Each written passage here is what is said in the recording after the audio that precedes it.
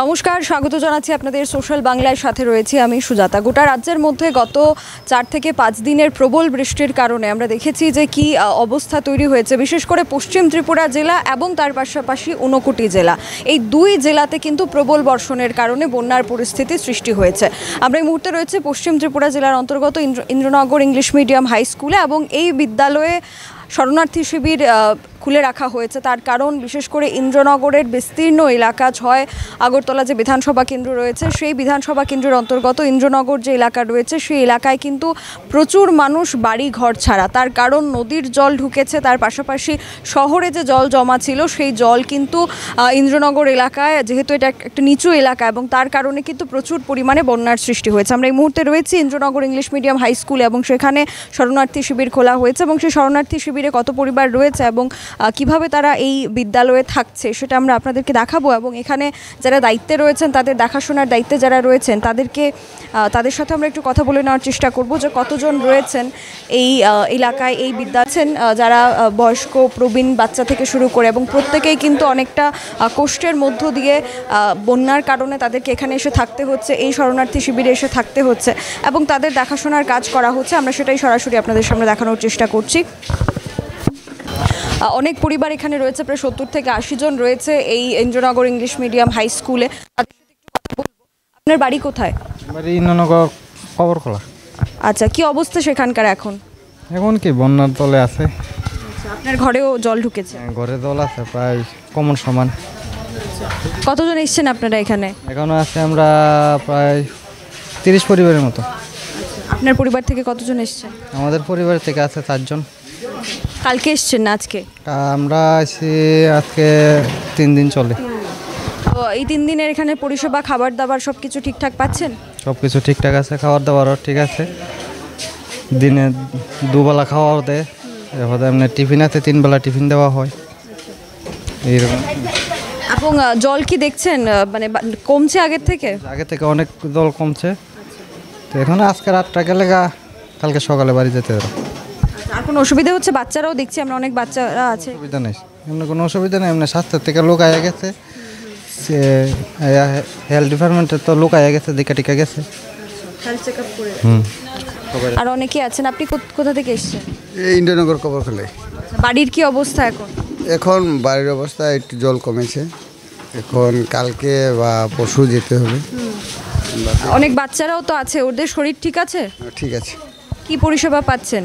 এই তো 3 বেলা খাওয়া খাদ্য এসে দেখে যাচ্ছে, আমরাকে খাওয়া হয়েছে, বাস খাওয়া দাওয়া করছি। এই তো এখন খাওয়া নিয়ে এসলো, খাওয়া দাওয়া করেছি। বাড়ির জল কি কমছে ধীরে ধীরে? হ্যাঁ, কমছে। ওই তো এখন যদি আবার বৃষ্টি হয় তাহলে বাড়তে পারে, সেটা তো আর বলতে পারবো না আমরা। এখানে যে থাকছেন আপনারা, কোনো অসুবিধা হচ্ছে থাকা খাওয়াতে? না, কোনো অসুবিধা নেই। ধন্যবাদ। শরণার্থী শিবিরগুলিতে কিন্তু বিশেষ করে যারা ছোটরা রয়েছে বা বয়স্করা রয়েছে তাদের অনেকটাই সমস্যায় পড়তে হচ্ছে। তো তাদের সাথে আমরা একটু কথা বলবো। আপনি কোথা থেকে এসেছেন? ইন্দ্রনগর। বাড়ির কি অবস্থা এখন? আসছে কোনো কবে এসেছেন? কালকা। তো পরিষেবা পাচ্ছেন ঠিকঠাক মতো? খাবার দাবার খেয়েছেন? ওষুধপত্র চলছে? আপনি ঠিক আছেন, সুস্থ আছেন? হ্যাঁ হ্যাঁ। কোনো অসুবিধা হচ্ছে এখানে? না, আসছে কোনো। আর অনেকেই আছেন শরণার্থী শিবিরে, তাদের সাথে একটু কথা বলবো। আপনি কোথা থেকে এসেছেন? আমার তো 7 নম্বর ওয়ার্ড ইন্দ্রনগর, চরচঙ্কা চুমানি। বাড়ির কি অবস্থা এখন? বাড়িতে তো আমার বেড়াটার বাউন্ডারি বেড়াটার ভেঙে গেছে, বাড়িতে জল উঠছে, ক্ষতিপূরণ অনেক হয়েছে। আপনার বাড়ি থেকে কতজন এসেছেন আপনারা? আমার তো আমি একা হয়ে আসছি, মেয়ে বিয়ে দিলাইছি, আমি একলা বাড়িতে আছি। তো পরিষেবা পাচ্ছেন ঠিকঠাক মতো? হ্যাঁ হ্যাঁ, ঠিক মতো খাওয়া দাওয়া হইতেছে, ভাতও দিতেছে, টিফিন দিছে সকালে, খাওয়া দাওয়া হয়েছে ভালো। এখানে জলের সমস্যা বা কারেন্টের সমস্যা কিছু হচ্ছে? না না না, ঠিক আছে। আমরা এই মুহূর্তে ইন্দ্রনগর ইংলিশ মিডিয়াম হাই স্কুলে রয়েছি, এবং mayor in council Swapna Saha তিনি রয়েছেন আমাদের সাথে।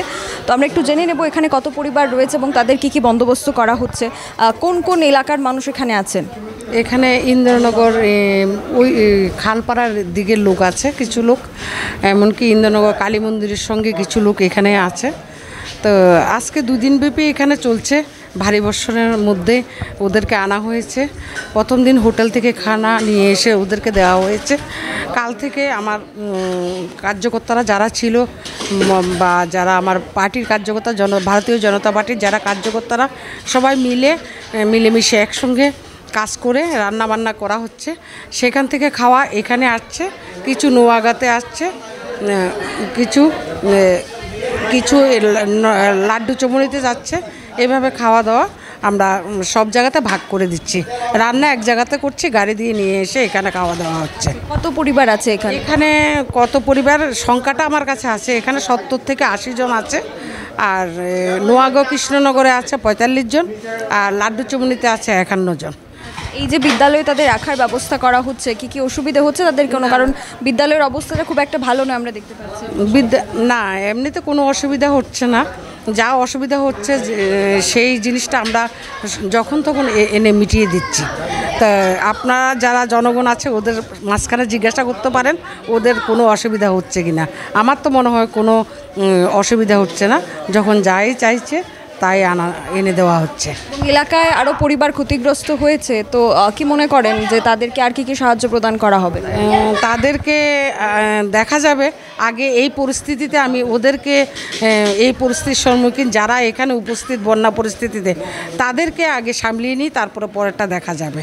অবশ্যই তাদের কাছেও যাওয়া হবে, কি ব্যবস্থা করা হয় তখন পরেরটা দেখা যাবে, কিন্তু আপাতত এদেরকে আগে সামলিয়ে নিই, তারপরটা দেখা যাবে। দেখতে পাচ্ছি আমরা অনেক ছোট বাচ্চারা রয়েছে, বয়স্করা রয়েছে, তাদের জন্য কি বিশেষ কোনো সুবিধা রয়েছে? না, তাদের কোনো বিশেষ না। রান্না হচ্ছে, ডাল ভাজা হচ্ছে, ওদেরকে খাওয়ানো হচ্ছে। আমি সকালবেলা চা টিফিন দেওয়া হচ্ছে বাচ্চাদেরকে, এর মধ্যে এই খাওয়ারই ওরা খাচ্ছে। তো এই হিসাবে আলাদাভাবে কোনো কিছু করা হচ্ছে না, বাচ্চারা যাই খাচ্ছে তাই হবে। এবং এখনও দেখতে পাচ্ছি আমরা জল নামেনি, রেড অ্যালার্ট জারি রয়েছে। তো আগামী দিনে আরও যদি ভয়াবহ পরিস্থিতি হয় তাহলে কতটা ক্যাপাসিটি এখানে রয়েছে থাকার? ক্যাপাসিটি ওই সাইডটা তো আছে, এই সাইডটা তো আছে। ক্যাপাসিটি অনেক লোকের হবে, মিনিমাম 150-200 লোকের ক্যাপাসিটি এখানে আছে।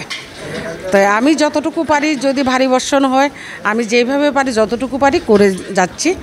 আরটা আমাদের উপর তো ঈশ্বর আছে, উনিও দেখবেন। একটু আগে মেয়র সাহেব এসেছিলেন এবং তিনি এসে পরিদর্শন করে গেছেন, কি বলেছেন তিনি? উনি বলছে তো যে ভালোভাবে পরিষেবা দিচ্ছি, আগামী দিনে যাতে সেইভাবে দিই, ওনার থেকে সেই আশ্বাসটা আমরা পেয়েছি। আমি আছি, দেখো তুমি করো। ধন্যবাদ। আমরা যে আপনাদেরকে দেখিয়েছি যে ইন্দ্রনগর বিস্তীর্ণ এলাকার মানুষ শরণার্থী শিবিরে আশ্রয় নিতে বাধ্য হয়েছে, তার কারণ কি? তার কারণ হচ্ছে এখনও পর্যন্ত কিন্তু বৃষ্টির যে জল বা নদীর জল কিংবা জমা যে জলগুলি রয়েছে সেগুলি কিন্তু নামছে না, সেগুলির স্তর একেবারেই কমছে না। আমরা পিছনে আপনাদেরকে দেখাবো যে এটা কিন্তু একটা সরু রাস্তা, একটা গলি, এবং এটা হচ্ছে ইন্দ্রনগর জগৎপুর দশমীঘাট এলাকা, আচার্যপাড়া। এবং এখানে সম্পূর্ণভাবে কিন্তু আপনারা দেখতে পাবেন যে মানুষের বসত ঘর সম্পূর্ণরূপে জলের তলায় রয়েছে, এবং প্রত্যেক বছরই একই কায়দায় আমরা দেখতে পাই, বৃষ্টি হলেই এলাকাটা জলের তলায় চলে যায়, এবং এখনও কিন্তু সেটাই হচ্ছে। এবং এখানকার যারা সাধারণ মানুষ, যাদের বাড়িঘর পুরোটাই ডুবে গেছে, তারা কিন্তু শরণার্থী শিবিরে আশ্রয় নিতে বাধ্য হয়েছেন। এখানে স্থানীয় কিছু মানুষ রয়েছেন, তাদের সাথে আমরা একটু কথা বলে নেওয়ার চেষ্টা করব। প্রত্যেক বছরই কি এমন হয়? হ্যাঁ, প্রত্যেক বছর 2024-এর ডিসেম্বরে হয়েছিল একবার, এর থেকে বেশি হয়েছিল। হওয়াতে আমরা তো খুব থাকতে অসুবিধা, আমরা জল, তারপরে এবং আমাদের ক্লাবও আমাদেরকে অনেক সহযোগিতা করে, এবারও করেছে। খিচুড়ি দেওয়া হয়েছে, ভাত খাওয়া হয়েছে, এবং আমাদের ক্লাবে থাকার ব্যবস্থা করে দিয়েছে। এবং এলাকার যে ক্লাবের যে প্রতিনিধি দল আমাদেরকে খুব দেখাশোনা করছে, এবং এলাকার থেকে আমরা ভালো সাপোর্ট পাচ্ছি। এবং এটা তো জল উঠবই, তবে গতবারের মতন এবার মানুষ খুব সচেতন, তেমন বেশি নষ্ট হয় না। এবার এদিকে কতটা বাড়ি আছে সামনে? এদিকে 30-35টা ফ্যামিলি আছে। সবাইকে বাড়িতে আছে না শরণার্থী শিবিরে? শরণার্থী শিবিরে ছিল। শরণার্থী শিবিরে থাকার পরে আমরা তো ক্লাবের থেকে ডাল ভাত যাই হয় খাওয়াইছে, এবং এলাকার কাউন্সিলর হয়েছে, আমরা দেখাশোনা করছে, এবং এলাকার প্রতিনিধি দ্বারা আমরা ক্লাবের প্রতিনিধি দ্বারা আমরা খুব সহযোগিতা করছে, এবং সামনের দিনেও করবো তারা আমরা আশ্বাস দিচ্ছি। জলটা কি কালকের থেকে কমেছে না বাড়ছে? কালকের থেকে আস্তে আস্তে কমছে। কালকে তো সারাদিন খুব জল বাড়ার অবস্থা ছিল, আমরা তো বিপজ্জনক অবস্থা ছিলাম। তারপরে আমরা ক্লাবের পক্ষ থেকে আমরা একটা আশ্বাস দিয়ে থাকি, আপনারা চিন্তা করবেন না, আপনারা পেছনে আমরা আছি এবং আমরা সব রকম আমরা সাহায্য করছি। ধন্যবাদ।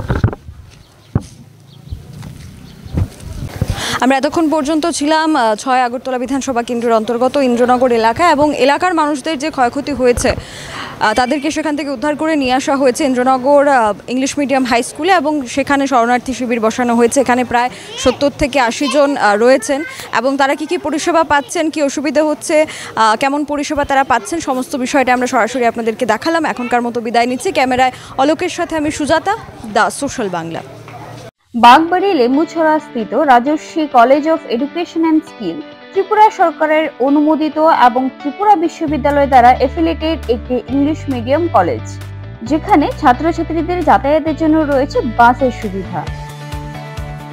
সবুজ প্রকৃতির মাঝে উন্নত এবং গুণগত মানের শিক্ষা ব্যবস্থার সুযোগ সুবিধা রয়েছে এই কলেজে।